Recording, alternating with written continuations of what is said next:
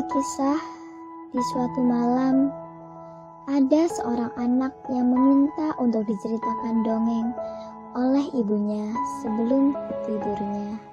Ibu, ceritain aku dongeng dong sebelum tidur. Mau diceritakan apa, sayang? Terserah ibu saja yang berat-berat.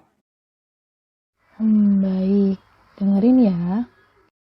Pada suatu hari, ada kejadian yang secara sangat tiba-tiba mengubah seluruh aspek kehidupan manusia.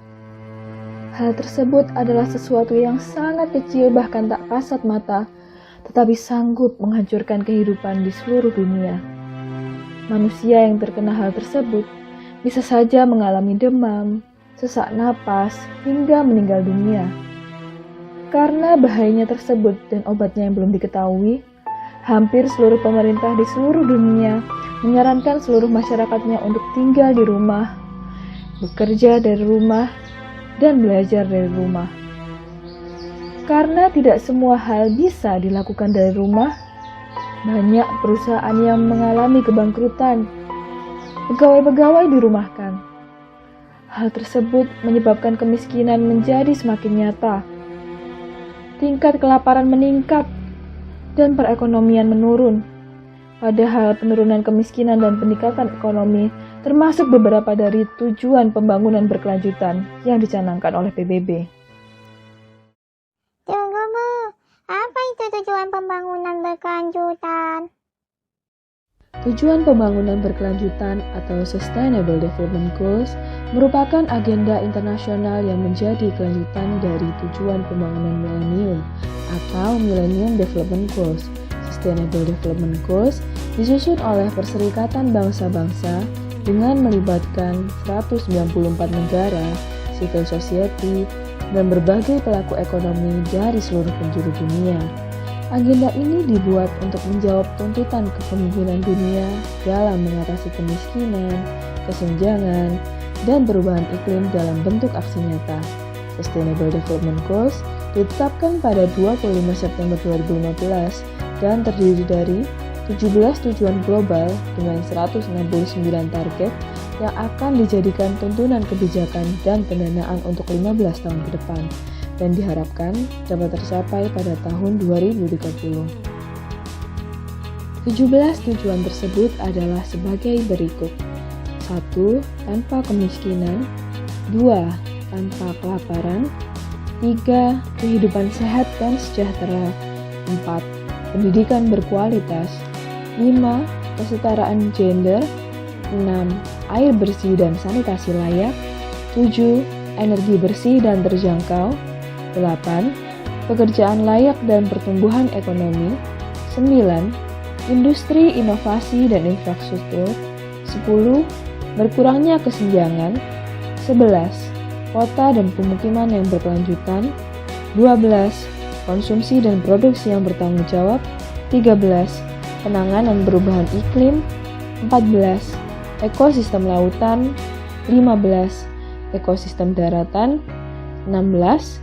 Perdamaian, keadilan, dan kelembagaan yang tangguh. Dan 17. Serta kemitraan untuk mencapai tujuan. Gitu sayang. Menarik banget ya. Lanjut dong Bu.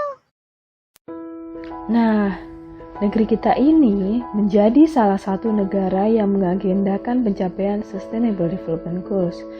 Adanya kejadian tersebut menyebabkan beberapa target tujuan pembangunan berkelanjutan menjadi terhambat. Contohnya, menurunkan pendapatan kelompok miskin, meningkatkan risiko kelompok menengah menjadi kelompok miskin, logistik pangan terganggu, akses terhadap pangan menurun, kondisi kesehatan masyarakat sangat terdampak. Proses pembelajaran jarak jauh pun kurang efektif dan sulit diakses sebagian orang. Beban kerja perempuan dalam rumah tangga meningkat, gangguan pasokan, dan akses yang tidak memadai terhadap air bersih, serta pertumbuhan ekonomi menurun dan pengangguran menjadi lebih banyak. Wah, dampaknya luas banget ya Bu.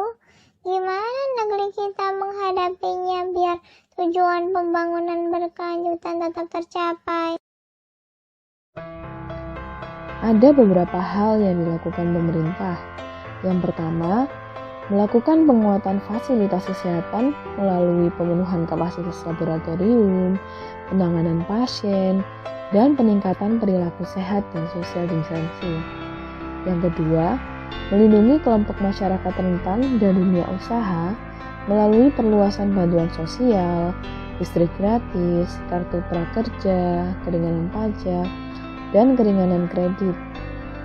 Yang ketiga, mengurangi tekanan sektor keuangan dengan memberikan stimulus moneter dan keuangan, bantuan likuiditas, dan penurunan suku bunga.